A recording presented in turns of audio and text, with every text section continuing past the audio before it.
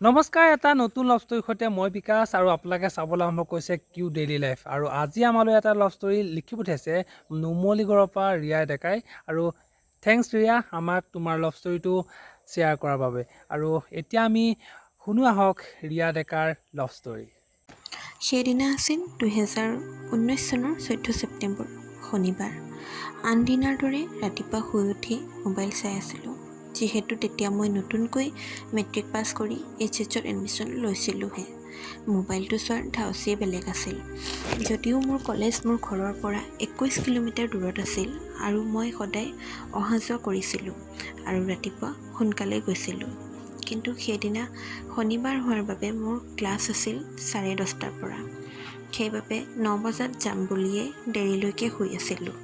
আৰু নতুনকৈ ফোন লৈ নিজকে ডাঙৰ হ'লোঁ বুলি প্ৰমাণ দিবলৈ খুলি লৈছিলোঁ ফেচবুকটো।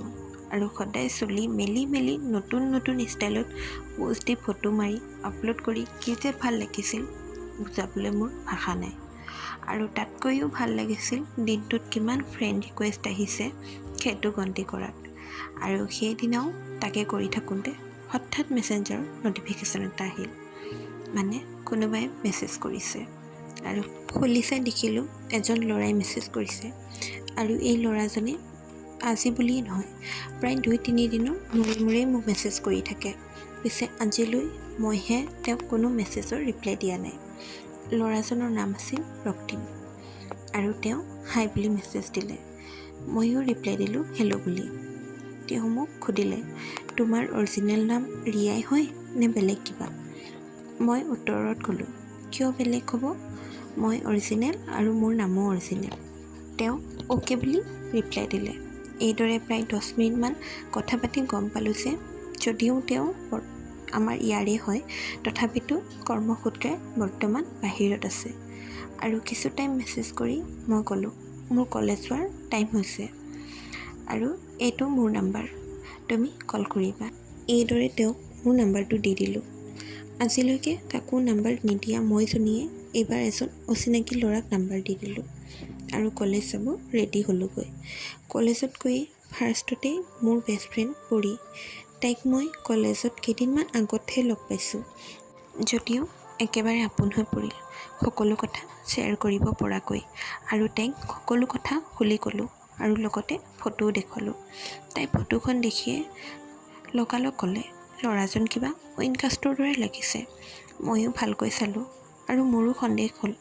তেওঁক মই লগালগ মেছেজ কৰিলোঁ আৰু তেওঁ মোক নিজৰ সত্যতাৰ প্ৰমাণ দিবলৈ তেওঁৰ সকলো ডকুমেণ্ট মোলৈ ফটো মাৰি চেণ্ড কৰিলে। আৰু ডকুমেণ্টখিনি দেখি আমাৰ মনৰ সন্দেহ দূৰ হ'ল। আৰু এইদৰে কথা পতা আমাৰ আৰম্ভ হ'ল। আৰু লাহে লাহে আমাৰ বন্ধুত্ব প্ৰেমলৈ ৰূপান্তৰিত হ'ল। আৰু এইদৰে দিনবোৰ পাৰ হ'বলৈ ধৰিলে। আৰু এদিন হঠাৎ ৰাতি 7টামান বজাত তেওঁ মোক মেছেজ কৰি ক'লে, এটা গুড নিউজ আছে। ময়ো কি গুড নিউজ বুলি সোধাত তেওঁ ক'লে যে আজি ৰাতি 10 বজাৰ গাড়ীত তেওঁ আহি আছে। কথাষাৰ শুনাৰ লগে লগে মোৰ আনন্দৰে সীমা নোহোৱা হ'ল। আৰু লগতে ক'লে তেওঁ আহিয়ে যেনেকৈ নহওক মোক লগ কৰিব। মনটো আৰু বেছি ভাল লাগিল। ইমান দিন মেছেজতহে কথা পাতি আছিলোঁ, যিহেতু আমাৰ মা বহুত বেছি ষ্ট্ৰিক্ট আৰু মায়ে ফোনত কথা পাতি থকা দেখিলে খং কৰে। তাৰ বাবে মই এদিনো তেওঁৰ লগত কথা পতা নাছিলোঁ। আৰু কলেজতো তেনেকৈ কথা পাতিব ভয় লাগিছিল, যাৰ বাবে মই মেছেজ কৰাটোৱে বেটাৰ বুলি ভাবিছিলোঁ। আৰু ভিডিঅ' কল কৰিবও লাজ লাগে, সেইবাবে ভিডিঅ' কলো কৰা নাছিলোঁ। আৰু এতিয়া ফাইনেলি তেওঁ আহি আছে। উফ, কি যে ফূৰ্তি।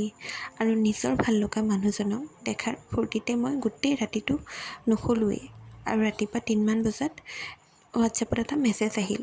মই গাড়ীৰ পৰা নামিলোঁ দেই। আৰু মই আনন্দৰ সীমা নোহোৱা হ'ল।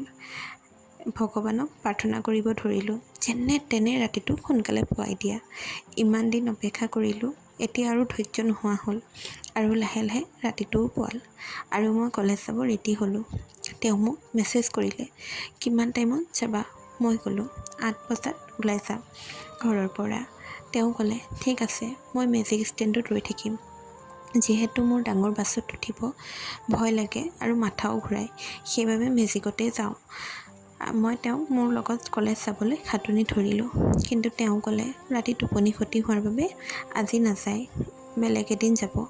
ময়ো হ'ব বুলি ক'লোঁ আৰু যথা টাইমত মই ঘৰৰ পৰা ওলাই গ'লোঁ কলেজলৈ বুলি। মনটো পিছে উগুল থুগুল লাগি আছিল। কেনেবা লাগিছে মোক তেওঁৰ বা পচন্দ হয়নে নহয়, মোক অৰিজিনেলত দেখি তেওঁ জানোচা মোৰ লগত কথাই নপতা হৈ যায় ইত্যাদি ইত্যাদি। আৰু এইবোৰ ভাবি ভাবি কেতিয়া গৈনো মেজিক ষ্টেণ্ড পালোঁগৈ গমকে নাপালোঁ। আৰু মেজিক ষ্টেণ্ডৰ একেবাৰে সন্মুখতে ৰৈ আছিল মোৰ মনৰ মানুহজন, যাক চোৱাৰ হেঁপাহত গোটেই ৰাতিটো শোৱাই নাছিলোঁ। তেওঁক সেইদৰে সন্মুখত দেখি কিন্তু মই লাজত মাথাই উঠাব নোৱাৰিলোঁ।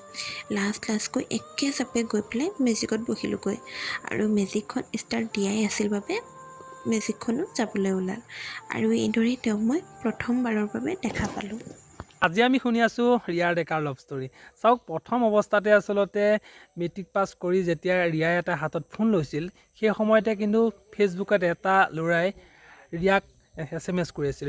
ৰিয়াই আচলতে প্ৰথম অৱস্থাত পাত্তা দিয়া নাছিল যদিও পিছত কিন্তু কথা বতৰা পাতি ৰিয়া আৰু সেই ল'ৰাটোৰ মাজত এক সম্পৰ্ক হৈ উঠিছিল। আৰু তাৰ পিছতে ৰিয়াক এদিন ল'ৰাটোৱে লগ কৰিবলৈ মাতিলে আৰু ৰিয়াও আচলতে ল'ৰাটোক লগ কৰিবলৈ গ'ল। কিন্তু সেই সম্পৰ্কটো ইমানতে শেষ হ'ল নে আৰু আগুৱাই গ'ল, সেইখিনি কথা কিন্তু আমি ছেকেণ্ড পাৰ্টটো চালেহে গম পাম। গতিকে আপোনালোকে যদি ছেকেণ্ড পাৰ্টটো চাব বিচাৰে তেতিয়াহ'লে আপুনি কাইলৈলৈকে অপেক্ষা কৰিব লাগিব। আৰু আপোনাৰ লগতো যদি এনেকুৱা কিছুমান ভাল পোৱা কাহিনী আছে বা আমাৰ লগত যদি আপোনালোকে শ্বেয়াৰ কৰিব বিচাৰে তেতিয়াহ'লে আমাৰ লগত আপোনালোকে শ্বেয়াৰ কৰিব পাৰে। ধন্যবাদ।